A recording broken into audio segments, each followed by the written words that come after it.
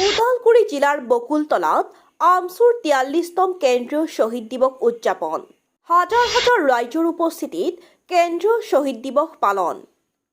ওদালগুৰি জিলাৰ বকুলতলাত আমচুৰ কেন্দ্ৰীয় শ্বহীদ দিৱস উদযাপন কৰা হয়।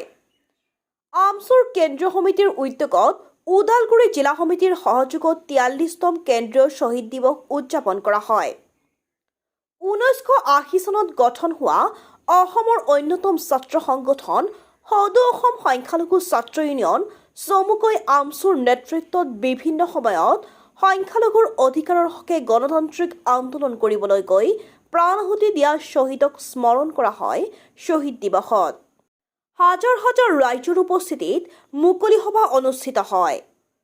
শ্বহীদ দিৱসৰ মুকলি সভাত উপস্থিত থাকে আমচুৰ প্ৰাক্তন সভাপতি, আমচুৰ প্ৰাক্তন বিষয়ববীয়া, এপচুৰ কেন্দ্ৰীয় সাধাৰণ সম্পাদক, আমচুৰ উপদেষ্টা আইনুদ্দিন আহমেদ, সভাপতি ৰেজাউল কৰিম চৰকাৰ, সাধাৰণ সম্পাদকদ্বয় ইমতিয়াজ হুছেইন আৰু মিন্নাতুল হুছেইনৰ উপৰিও বিভিন্ন বিষয়ববীয়াসকল।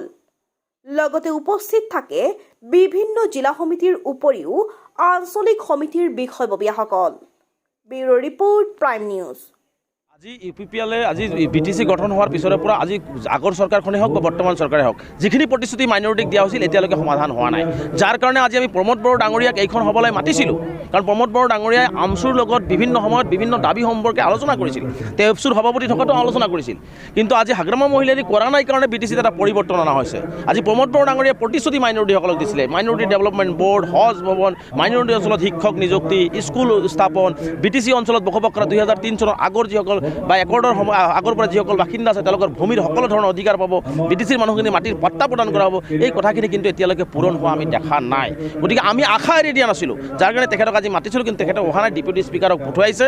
কিন্তু আমি আশাবাদী হৈ আছোঁ, যদি বিটিচি চৰকাৰৰ সময়ত যদি তেওঁলোকে এইখিনি কাম বা প্ৰতিশ্ৰুতিখিনি পূৰণ নকৰে, মই প্ৰমোদ বড়ো ডাঙৰীয়াক আহ্বান জনাইছোঁ যে তেখেতে এপচুৰ সভাপতি আছিলে, যিহেতু তেওঁ গ্ৰাছৰুট লেভেলৰ সকলো সমস্যাবিলাক গম পায়। গতিকে আমিও সেই সময়ত তেওঁলোকৰ লগত একেলগে আছিলোঁ। গতিকে প্ৰমোদ বড়ো ডাঙৰীয়া আজি বিটিচিৰ চিফ হৈছে, সমস্যাখিনিৰ সমাধান তেওঁ কৰি দিব লাগিব। আৰু যিখিনি প্ৰতিশ্ৰুতি দিছে তেওঁৰ কাৰ্যকালত যদি সেই প্ৰতিশ্ৰুতিখিনি পূৰণ নকৰে, আমি ১ ছেকেণ্ডৰ কাৰণে কুণ্ঠাবোধ নকৰোঁ, তেওঁলোকৰ চৰকাৰৰ বিৰুদ্ধে প্ৰবল আন্দোলন আমি গঢ়ি তুলিম আৰু আমি পিঠি দেখুৱাটো ১ মিনিটো কুণ্ঠাবোধ নকৰোঁ। গতিকে মই প্ৰমোদ বড়ো ডাঙৰীয়াক অনুৰোধ জনাইছোঁ যে যিখিনি প্ৰতিশ্ৰুতিৰ কথা যিখিনি মাইনৰিটি মানুহখিনিক দিয়া হৈছিল, মেইনলি ভূমিৰ সমস্যাটো আমাৰ ভূমিৰ সমস্যাটোৰ সমাধানৰ ক্ষেত্ৰত কিন্তু আজিলৈকে কোনো পদক্ষেপ আমি দেখা নাই। বহু মানুহ হাজাৰ হাজাৰ মানুহ আজি কষ্ট ভোগ কৰিবলগীয়া হৈছে, শিক্ষাৰ সমস্যা আছে, ৰাস্তা ঘাটৰ সমস্যা আছে, বিভিন্ন সমস্যা আছে।